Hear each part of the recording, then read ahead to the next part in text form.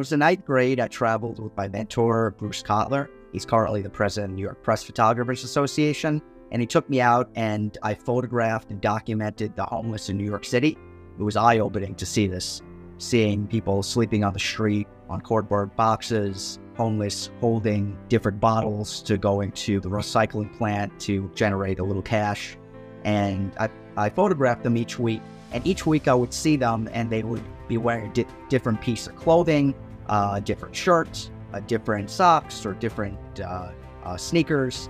And it was really eye-opening to see this. And I documented these experiences going out each week and seeing all the homeless. And I would actually, oftentimes I would go up to them and speak with them and see what their story was. A lot of times these people just needed a little bit of help in life, whether it was some guidance on jobs, resume building, just what to do in their life. And I did this for many years, from about ninth grade till about 12th grade, and I documented my experiences in a photo book, which included my essay on the homeless. And it was just really unbelievable to see.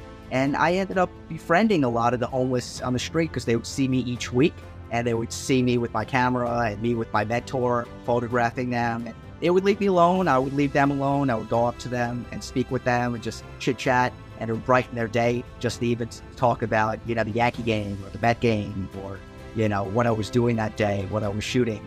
And it was just really awesome to see. And that really inspired me to create Camera Cares, the photography mentorship program, where now the lens is now used by the homeless, where they're now capturing images of me on the street, or those that are, public figures just walking about. So now the lens has changed, and they're now shooting and giving them a camera in hand and seeing what they're capturing and their eye on the photography world. Now they're learning and they're getting inspired and, making careers into photography. When you look at them, you don't just look at them as just someone just sleeping there. You look at them and you say, that person has a family, right? Has a father, has a mother, right? Potentially has siblings, has cousins.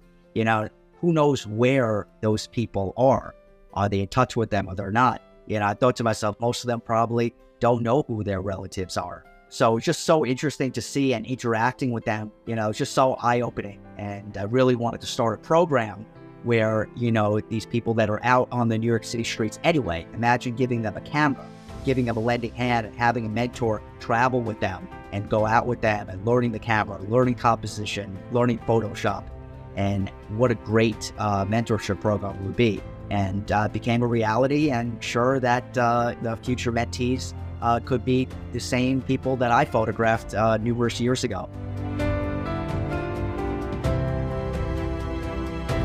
So not only are they learning photography and composition and Photoshop, but they're learning these life skills such as showing up on time and interacting with people. And it's just a great thing because it's important when those in the shelters are going out and they're getting jobs, right? They need to interact with people. They have to, have a sense of communication and being with people. So this mentorship not only, helps them with the creative, but also fit in with society, right? Give them a lending hand, and they're not used to that, right? There's, oftentimes they're not speaking with anyone, or they're reading, or they're listening, but they're not actually communicating with one another.